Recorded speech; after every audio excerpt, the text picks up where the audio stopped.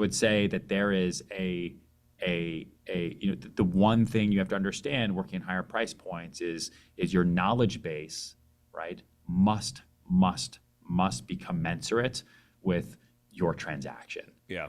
So when you're working with people that are first-time home buyers, first-time renters, first-time closers, right? Like there is give and take as to, you don't have to have been in the business for 100 years. You don't have to know absolutely everything because they don't know everything. So you're kind of matching wits that way. The minute you get into higher price points, you're dealing with people who in their line of work are the smartest people in their industry, or at least one of the smartest. Yep. So if you don't know your stuff, right, that relationship does not last long. And, one of the ways that I was able to move as quickly as I was able to move is, and I wrote, my second book is called Big Money Energy, and I wrote about this a lot in there. But I really looked around and I saw all the salespeople who were just dominating, who were selling a lot. And the one differentiator between myself and them, and this was early in my career, was that they'd just been doing it longer. Yes, they had a bigger network. Maybe they were born here. Maybe they were born rich. Sure, all those things I can't control, but they've been doing it longer. And by doing it longer, did people really care about their expertise? Or were those people able to have conversations without checking notes, without looking things up, and just have information roll off the tongue so that the person in front of them would just say, this person clearly knows what they're doing. Yep. And so that's what I started doing. I just started memorizing information. It's not that hard. You just have to put in the work. Right? You want to sound like you know what you're talking about? Go read. Yeah. Go find the information. Go know what you're talking about. This is the Business of Advice podcast, where we help good advisors become great business owners. I have really been looking forward to this guest, not that I don't look forward to all of our guests, but this one I'm excited about, and I want to share why and also use that to introduce our guest today on the Business of Advice. I've always felt like one of the most important jobs we have at Advisors Excel is to raise the bar for our advisors on what they think is possible. 80% of our advisors had a record year last year, but it's not that. It's that they've built a business that a lot of them never dreamed of owning 10 years ago. They get to see other advisors do it, and they realize there's much more possible. And our guest today has definitely raised the bar in an industry that is very similar to ours, real estate. Ryan Serhant has closed more than $6 billion in real estate deals and has some of the most beautiful real estate listings in the world. Just go to his website to check some of them out. We were talking about a few of them before we started this. But he's not only one of the most successful, but one of the most well-known real estate brokers in the world as the founder and CEO of Serhant, a multi-dimensional real estate brokerage that is a blend of media, entertainment, education, technology. He's also a producer, best-selling author, podcast host, public speaker, educator, and you've probably seen him on the hit Bravo TV show, $1 Million Listing New York. So Ryan, it is great to have you on today. Excited to jump into a lot of stuff because I know you're going to raise the bar for our audience. Let's do it. Thanks, man. Thanks for having me. Well, let's start here. So if you go, and I was listening to a podcast, I think maybe you're on with Lewis Howes maybe, and I remember you saying something about your first year you sold like $9,000 or $10,000 in transactions, and now if you go, made. Okay, yeah. I made just under 10 grand as an income. And you go look at your website now, and you're selling, 8-9-figure properties that are just incredible. How did you get into that market? Just maybe talk through that growth, because that's what I've seen you do is just continue to raise the bar for your organization. Yeah, if you're not growing, you're dying, right? I don't want to ever run in place or just tread water. Yeah, that is probably the scariest thing on earth to me. So, I got into real estate to pay my rent at the end of the day. I moved to New York City after college so I could do theater. That's what I went to school for. But, when you go to school for theater, they don't ever actually teach you the business of theater. They teach you how to be a tree. They teach you how to be somebody, who's 50 years older than you currently are. And so really, really hard to make money. And I ran out of money. And even though I had moderate success in my first 2 years in the city, and so to pay my rent so that I didn't have to move home, I got my real estate license, like most actors do. And then I just fell in love with the business. It was a game of improv on the street. Just instead of, doing it on the stage, I was doing it outside Starbucks on 49th and Madison and working with these people, asking questions, listening. And then I would show them apartments, and they were going to move anyway. So I just had to talk to them and have them have a know, like, and trust factor with me to then rent an apartment with me. And then I would make a small commission from it. There's no salary, right? And I'd never had a salary in my life. There's no benefits. I'd never had benefits in my life before. And so you kind of eat what you kill, right? And so that's how it started. And then one of my renter clients said, "Hey, we have a small studio apartment in Lower Manhattan. It's probably worth $300,000 or $400,000. Could you help us with that? We want to sell it." And the answer is always yes and, right? That's improv. That's the game of improv. So yes and then I will figure it out from there. And you are only as good as your last deal. It's like an actor. You're only as good as your last show, your last movie. And so, with every price point that I moved into, my immediate goal to keep everything as simple as possible was, okay, my next deal should be for more, right? So I'm going to go from $350,000 transactions to 400, 400 to 450, 450 to 500.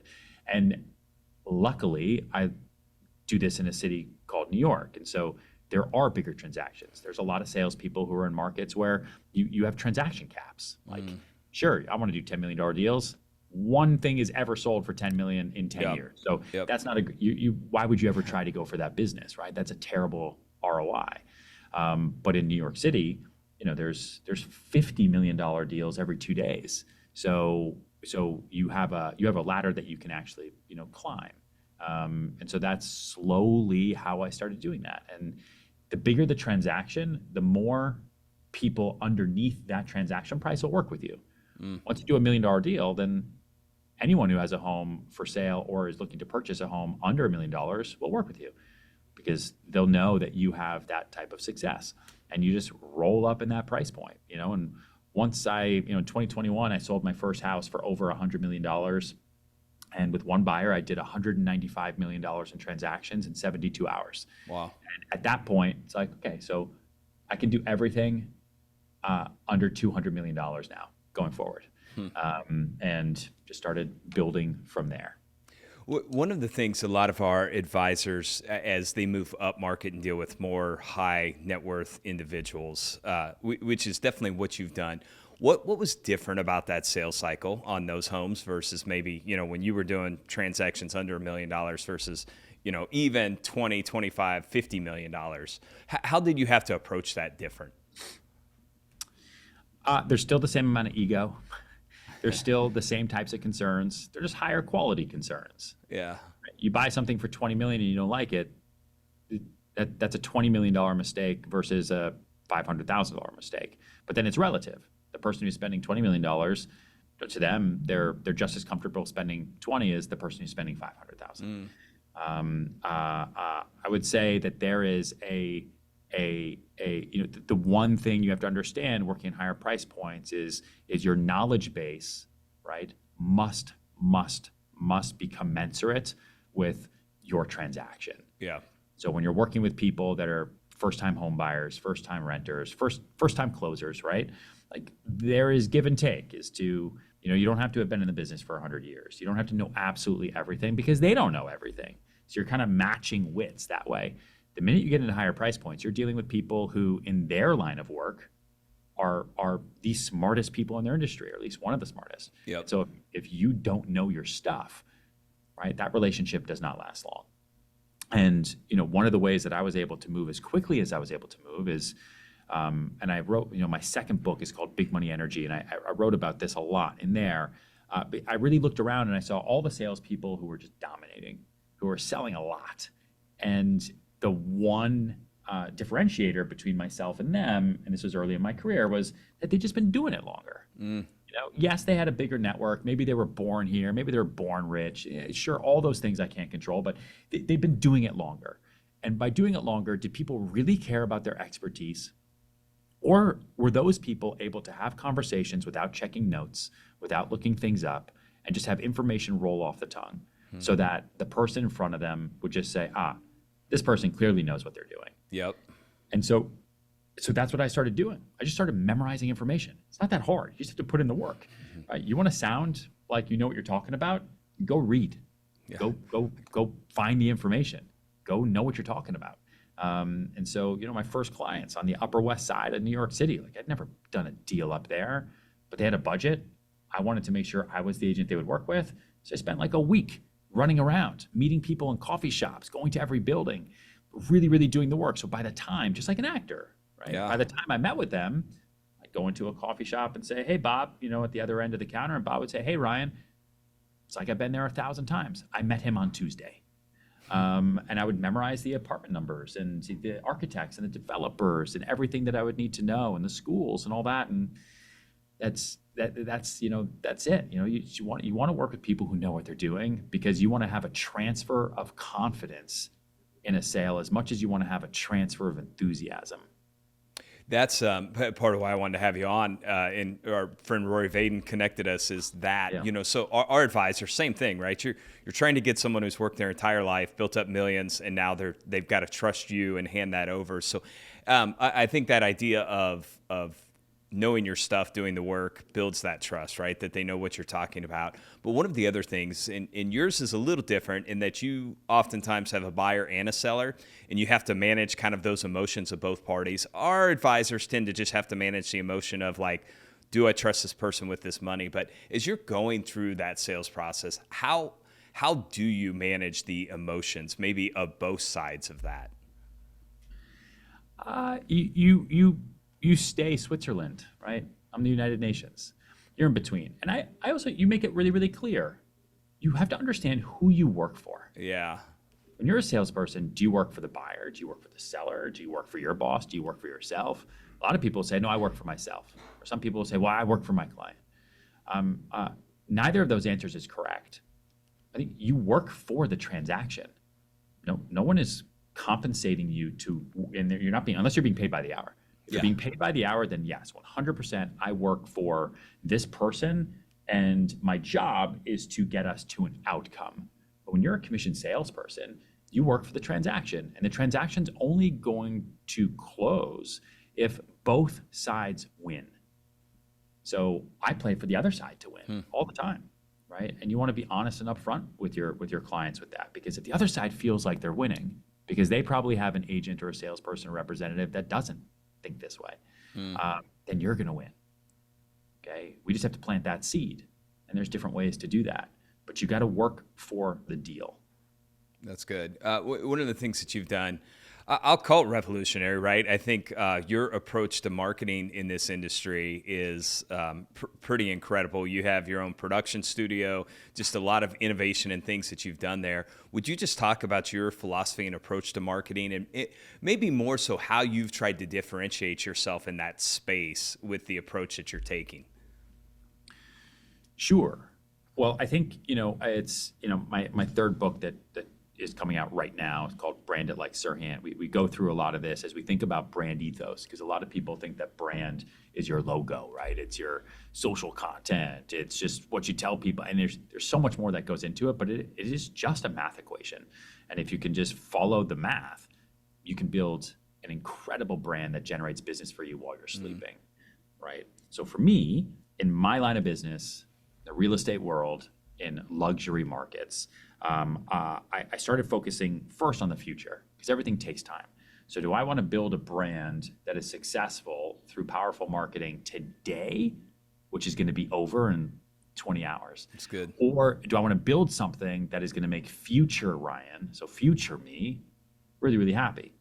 So like me in 10 years is going to happen real fast. So I want that person's life to be amazing. So I'll put in the work now. It's like why you go to the gym. Right? You're not going to, there's no six pack tomorrow, but once you get there, you're like, thank God I was so angry for that year, waking up early and doing all the work, right? You're putting the time and the effort in. And so I looked at what was happening in the world. So 5 years ago, I saw a stat from the census that said that 23% of United States taxpayers are filing a 1099, which means that in some way, shape, or form, they are part of the gig economy, which means they're selling something, okay? Today, that number's 36%. And by 2027, over 50% of taxpayers in the United States, and this is probably similar around the globe, are gonna, in some way, shape, or form, be part of that gig economy, whether it's a side hustle, whether it's their full-time gig, right? They're gonna be selling something, whether it's real estate, insurance, software, t-shirts, podcast advertisements, writing, whatever it might be.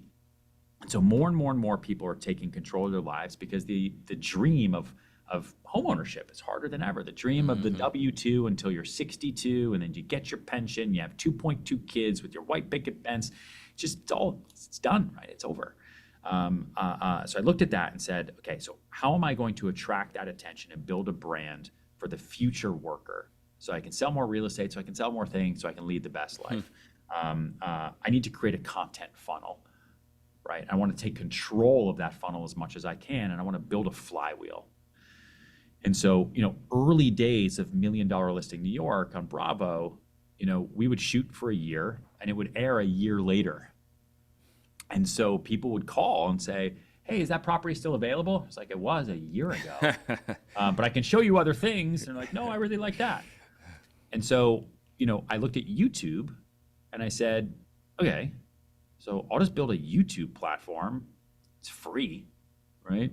And I'll just make my own content funnel, and every property and kind of thing I want to put out there, I can put out there today by lunch. And then if people see it, my platform's not nearly as big as a cable network yet, but if people see it, then they can reach out and say, hey, is that still available? And I'll say, yep, just put it out. And so I started to think about taking control of my flywheel, which was organic content top of funnel that draws lead flow from two groups, which is salespeople and then people who need salespeople. And so those salespeople go into either our brokerage or our education or our books or anything else that we're working on with salespeople. And then the people who need salespeople, we connect them together. They do deals, they do whatever they're going to do, they create new content, and then round and round and round we go. And what that then created was it was the evolution really of like content to commerce, which you've heard about for 15 years, to content to community to commerce, which is something that I talk a lot about in Brand It Like Serhant, and how to really build that community and reverse engineer brand awareness so that you can build an amazing and engaging environment for yourself. And that marketing that we did was just like, we were the first people doing real estate vlogs, like doing property tours. Yeah. We did our first property tour of a place in LA, and 19 million people watched it. It's like, dude, 19 million people don't watch our listing. Yeah. Today those numbers are different because there's dilution. Now everybody does them. Now everybody does everything. So you're constantly pivoting and thinking about different ways to put yourself out there, right? And create that attention. Now all we care about is short form and LinkedIn. Right? It's different, and it's just been a constant evolution. And so my first content creator that I had to help me do all this stuff 6-7 years ago, then turned into 2 content creators, that turned into 2 content creators, put an editor, and then there was an animator. And then I started my own company in 2020 that has brokerage, education, and production. And here we are. It's, and you may have hit it. I was going to ask you like where you see, I'll say content creation marketing going, but I think short form, LinkedIn, is that where you see the huge opportunity over the next year or two? Yeah, I think you're seeing that in even in long form content. Yep. You're seeing stories being told in short form bites, right? They're like TV shows and movies are just they're the same time, but they're being told in a way that is going from kind of jump to jump to jump. Even books, like I don't know if you've read Walter Isaacson's book on Elon Musk, right? The biography that just came out. It used to be that you'd read a chapter, and a chapter of a book was 20, 30 pages, right? And then you go to the next chapter and the next chapter, and a book would have 10 to 12 chapters. Go look at that book and look at how the way people write and read has completely changed. And so even books have to change. That book has, I don't even know how many chapters there are, but they're all 2 pages long. Yeah. Right? And they're bite-sized stories. And you still get through the same amount of content and same amount of pages, but you're doing it in short form bites that are more manageable, that keep the reader there, right? I mean, it's pretty wild. It's also super scary because no one has an attention span anymore. and the world has just become so diffused now. Like there's just so much you don't know where to focus. And so sometimes you end up focusing on nothing. Yeah. It's like, how do you retain those eyeballs? So I don't know, we think about that stuff a lot. It's interesting. I think as a business owner too, your ability to focus is going to become a superpower, right? I mean, I heard you say, I think you have a young daughter, maybe 4 or 5-ish, somewhere in that range. And I have teenagers now, and their ability to focus is, it's just getting worse and worse because of that short form, and everyone's figured out how to grab your attention quickly. So yeah, it will be a superpower going forward. Yeah. For better and for worse, I guess. Yeah. One of the things I want to talk about your follow-up process. I know you talk in the book a lot about the concept of following back. Would you talk about that? And then just, we always tell our advisors, you need to build a list of people that you can communicate and market directly to, right? You don't want to have to rely on all these mediums. And one of the things I remember you saying is like you view that not so much as a list of like prospects, but like a list of relationships. So I know I hit a few things there, but just idea of following back, the idea of thinking of that list as relationships. Would you hit on those topics? Sure. So my follow-up is the secret sauce, right? It's the secret sauce, as well as how to listen to respond instead of just listening to reply, like most people do. Mm-hmm.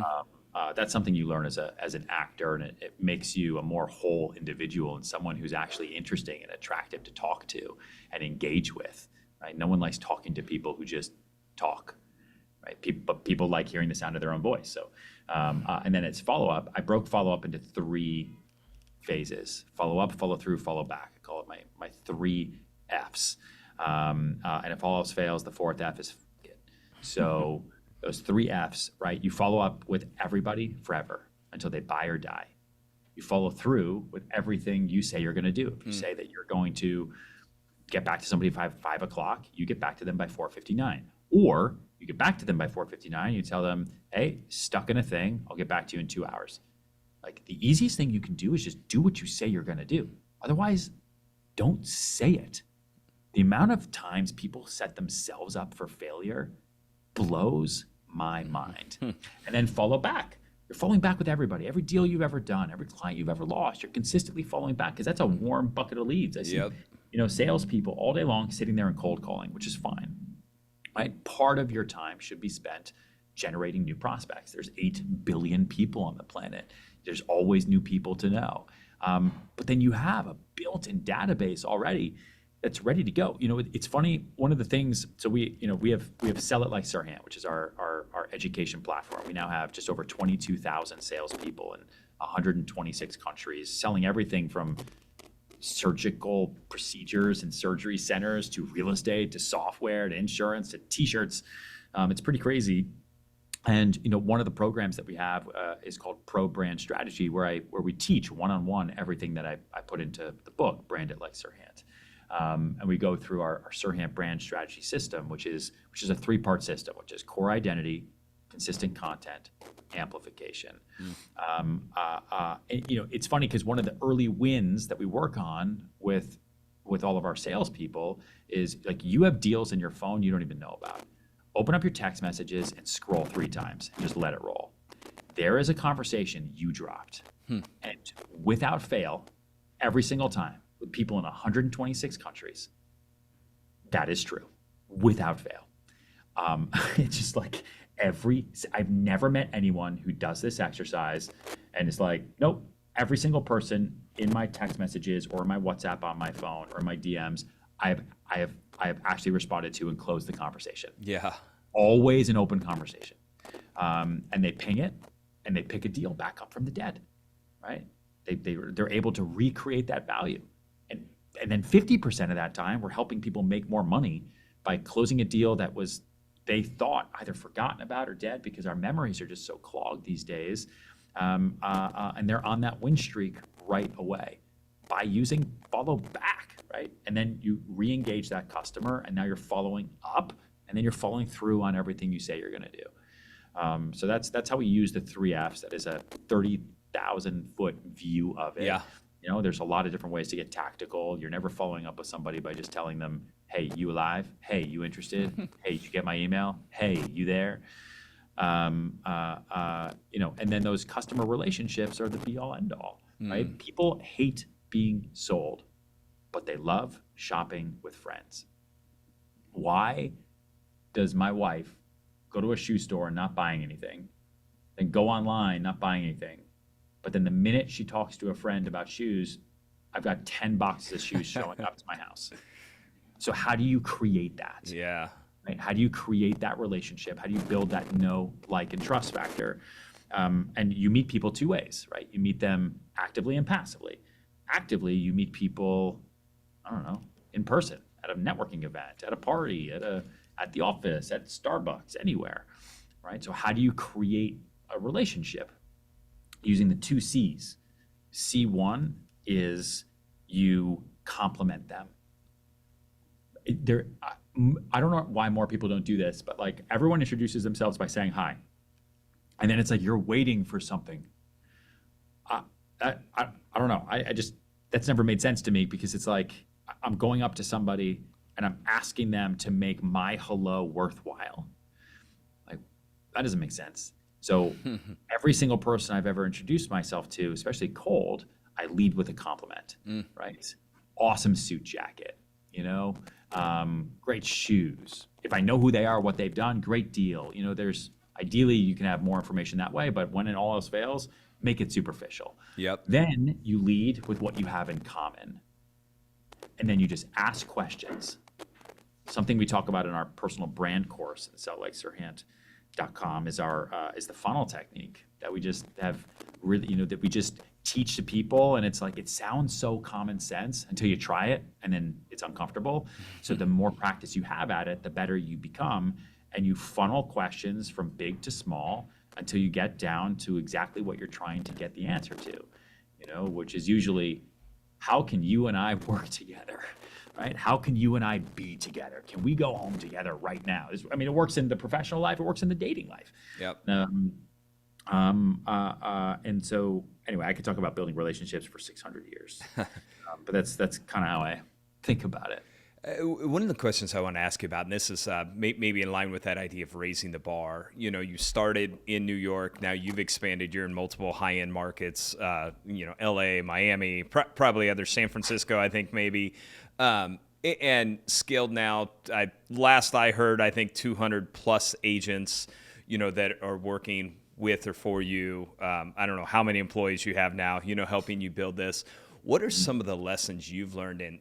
I'll ask this in two ways, maybe in scaling the organization, but then as you moved into multiple markets, right, where now you're getting to where you may not be there all the time, you have other people representing your brand in those markets. Any lessons you've learned along the way in that process? Yeah, so right now where we stand is we're just over 500 agents. I have 115 employees on Yeah, payroll. so I was so far behind on what I heard. No, it's okay. We're in the brokerage is in 7 states. The education business, like I said, we went into country 126 last week. People are emotional beings. Doesn't matter if you're selling a product to them. You're in the sales business. One of the things, one of our business lines on education, and probably the biggest one, is B2B. We talk about it as far as like D2C all the time, like helping Bob the salesperson sell more and build a great sales career in life. But where we really do a lot of work is working with Bob the CRO, of a Fortune 500 company, and they have Salesforce, but they don't have sales training to predictably curve churn, right? And to really pull out as much ROI from their people as possible. And no matter what you sell, whether it's software, a product, real estate, anything, you're connecting humans to humans. Until the AI takes over and sells things to each other, like in my line of work, until the AI comes in and sells a house to another house, we're still going to have to be there. The bid process online with auction websites and all that, it's never going to give the seller or the buyer the best deal that they're looking for, and they need someone to talk to. And so, I in building our relationships and building the company, the number one most important thing is the ability to control time, right? And delegate and leverage and be really, really, really honest with expectations. Earlier in my career, I just wanted to say yes. It's like I told you, right? Like on on deals. Yes, and all the time. Yes, and and that's a tough habit to break, because next thing you know, it's like, wait, all I do are things I don't want to do. Why do I do these things? Oh shit, it's because I said yes and. So your ability to say no and, right? No and here's why. And here's what you're gonna do instead. Yep. Is a skill that I really had to develop. The no and, right? The no and why. So, I mean, for any leader out there, anyone who has one person that works for you or 1,000 people, the no and skill to do it positively, because it's easy just to say no, right? But it could be detrimental to your business, is probably the biggest one. And then setting those expectations honestly and your ability to then delegate. And then I've just spent a lot of time, and I get this wrong all the time, but I really, really try to surround myself with people who are much better than me and who are uniquely qualified to do what they do. So they don't have to be an everyman or an everywoman, but they can be uniquely qualified at that specific task. So when I bring them into a room, the other person in front of me says, I know why this person is here. Wow, so excited to be talking to you because you are the specialist on brownstones on West 87th Street or whatever it might be. Yep. That's cool. One of the other things you've done that I love, I think there's an opportunity for our advisors to do this, and I read your annual letter that you put out every year. Oh, God. I don't know how long. Pages. It is. So I did not, but I read what I would say is the opening 3 is kind of, it felt like your thoughts, right? And then there's a ton of research in the back of it and stuff. But how'd you start that? Like, what was the genesis of that idea? And then how have you seen that annual letter? People can go to your website and download or see it. How have you been able to use that to differentiate yourself? Going back to obviously knowing your stuff, right? I mean, there's just tons of research in there, but. I don't know yet. There's short-term brand awareness and long-term brand awareness that I like to build. One of the reasons I do that is because I made a very concerted, I made a big decision in 2020. I've been in real estate as a real estate agent, and I was known as a celebrity real estate broker for 10 years, 2010 to 2020. And my brand was kind of built for me, around me. And then I just rode the wave, right? I got super, super lucky. So pre-COVID, I said to myself, all right, so what's my 2020 to 2030 look like, right? Mission 2020 was to get to X, did that in ways that I'd never thought imaginable. What is Mission 2030? Right? What's my decade plan? Because before I know it, I'm gonna be 70 years old. I'll be 80. And if I don't set goals and work to achieve them, then I don't want to be stressed out, right? I want to do right by me and family and live a great life. And so I said, okay, well, I've done the real estate agent thing. I built a big team. We do billions of dollars in sales. Next thing is, I start my own company. I tried not to, actually. I interviewed with every major real estate firm out there. And they just all sucked. So I was like, well, screw you guys. I'm starting my own thing. So that's what I did. And I said, okay, I now need to change my brand from Ryan, the reality TV broker, to Ryan, the CEO, the founder, the tech investor, because those are the things that interest me now, right? The motivator, the mentor. I get more excited when my agents do deals than when I do deals. I've done the deals. The minute you sell something for $200 million, it changes your perception of life. It affects how you're wired. And so I made that decision, and then I had to figure out how to put that out there. And it's not going to happen overnight. The same way, people didn't know me as Ryan, the reality TV broker doing billions of dollars of sales until 5 years after $1 Million Listing had really come out. So when we started the company, I said, I have a lot of thoughts on the macroeconomic environment that we're in. I have a lot of thoughts on alternative asset investment. I have a lot of thoughts on how the world operates, whether they're the right thoughts or not. I guess as a CEO, I should make those public now. So I'll use LinkedIn, I'll use Twitter X, and I'll do an annual letter. When I first started as an agent and I made the decision, okay, I want to be the #1 real estate agent on the planet. Otherwise, why do this? I looked at who was number one, and they had big teams, and they operated in multiple markets. So I don't have to reinvent the wheel. How I get there is probably going to be different because I'm not those people. Yep. But that seems to be what works. Let me set that as my kind of guidepost. When we started the company, I looked at like, it sounds crazy, but I was like, all right, so who are the biggest CEOs in the world? I looked at, Jeff Bezos, and I looked at Jamie Dimon.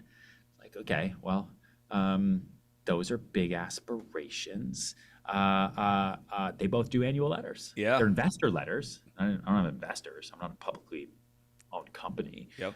But I can at least put myself out there as at the same level of the person that I want to be in 3 years, 4 years, and 5 years. And if I ever do have the opportunity to sell a company or have investors or have a public company, why don't I just start acting like that person today? That's cool. And that person would do a big annual letter about their business, their growth, and everything else, and just start dripping that and planting those seeds into the public domain that we are building for the future. And so anyway, that is why I do that big annual letter. That's why it's there. That's why I've done 4 of them now since we started the company. And I can't yet tell that it's worth the pain effort. and aggravation to write and the effort. Yeah. It takes me 3 months, a year to put that together. Yeah. But I think in 10 years from now, I'm going to look back and say, oh, Glad good I thing did we it. did that. Yeah. Yeah. Well, I think even when you were saying that, I'm reminded Tony Robbins always has this great saying I've heard him say. It's like we overestimate what we can accomplish in a year and underestimate what we accomplish in a decade, right? So thinking about 10 years from now, it'll be pretty incredible to see where you're at. Okay, I know we've got a hard stop here in a few minutes. Let me hit you with just a couple quick lightning round questions. These can be easy, simple answers. We'll go with the first one. COVID was obviously a pivotal point for you. It made you start your own business, but looking at that as kind of the points of whatever 3 or 4 years ago, is there a new lesson you feel like you learned coming out of COVID that you're going to carry forward for the rest of your career or life? Life is short and anything can happen.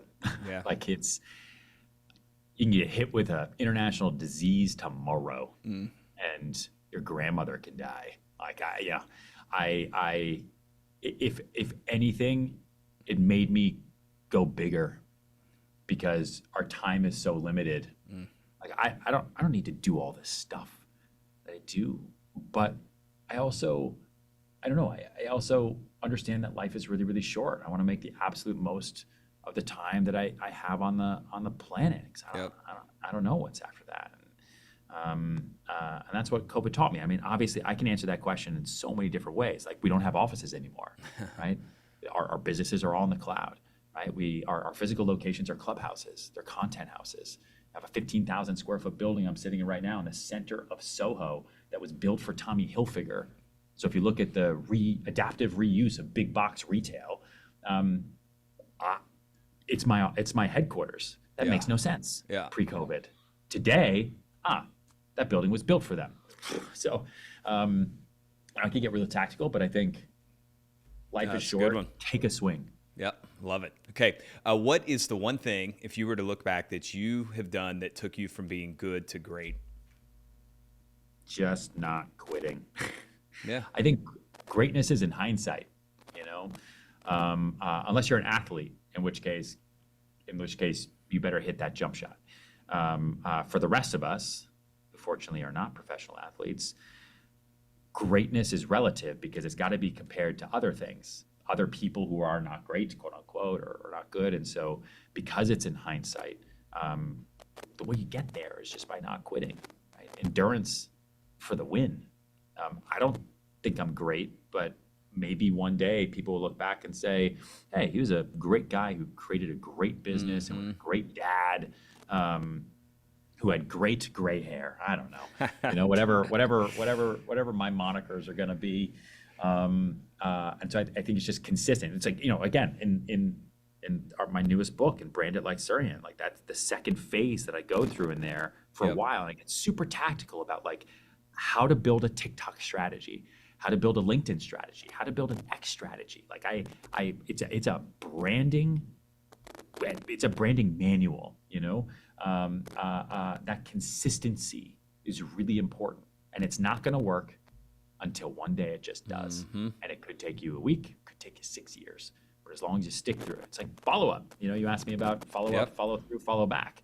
I look out my window here to the left, and there's a penthouse right over there that I sold in 2017 for $16 million. And I did that deal in one day.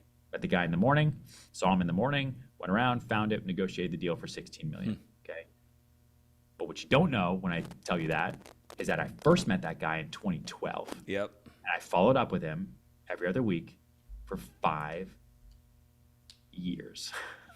So follow up, follow through, follow back. I love it. Okay, third question. Is there something you're doing this year to drive your own personal growth that you're excited about? I'm leveraging up. I'm leveraging up. I'm working on my no and, as much as I possibly can. So I can be cognizant with my time. I'm trying to buy my time back as much as I can. We're working on different tech that way. Like I've never released tech products. I'm releasing our first 2 across our businesses this year. Cool. We have a new TV show that'll come out this year that'll be very different than anything I've ever done. We've got our 3rd book. We've got the podcast. We're the company will double in size. Yeah. And I'm hiring different types of people. Like I just hired my first president ever. We're a real estate brokerage with 500 people. So who should my president be?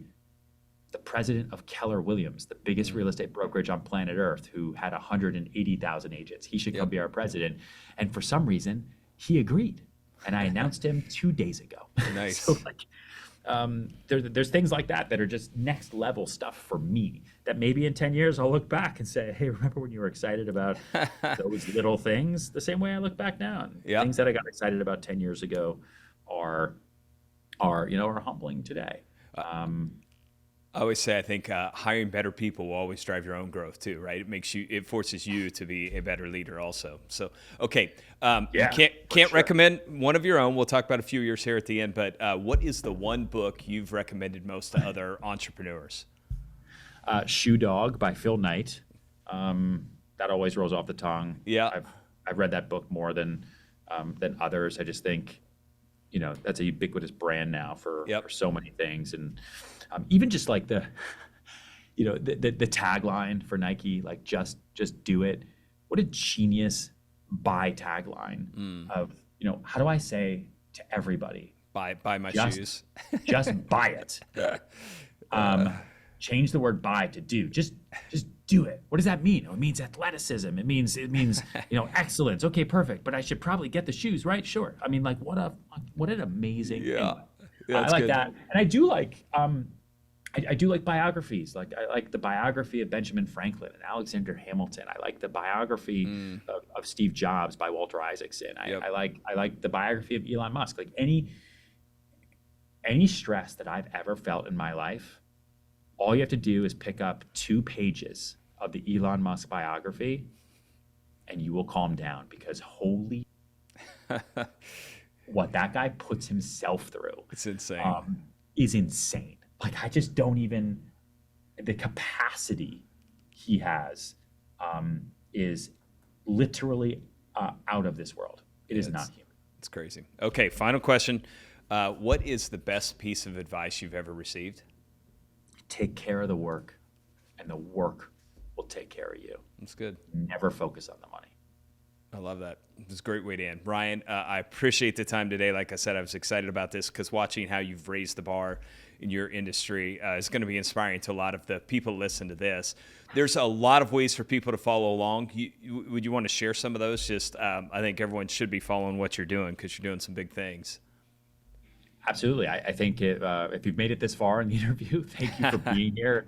You can follow me on social anywhere at Ryan Serhant. But my 3rd book and the last book I think I will ever write, because oh my God, the amount of time that goes into writing something. And I hate fluff books. Like I want everything I write to be tactical and real. And this took me years to put together. It's branded like Serhant. You can get it anywhere books are sold. I read the audiobook if you like listening to things. It's everything I've learned and a lot of expert opinions as well. I interview a lot of people on how to build a personal brand or the brand of a product for the 2020s and 2030s. And I put it together because I couldn't find another one. Like I'm not going to rewrite the Bible, right? It's already been written. I couldn't find another branding book for what we go through today that is going to talk to me about, a brand ethos, brand character, color palettes, font types, TikTok strategy, and PR correspondence. Like, well, I don't know another place to go do that. And so I wrote it, and now it's here. I love it. I think the best thing too is like you do it, right? I think books that are sharing what you've done and seeing this success in person are the best type of books. So Ryan, I appreciate the time for everyone that You're listens the best. to Thank this. you. Yeah, go share it. Our world needs great leaders, so go be great.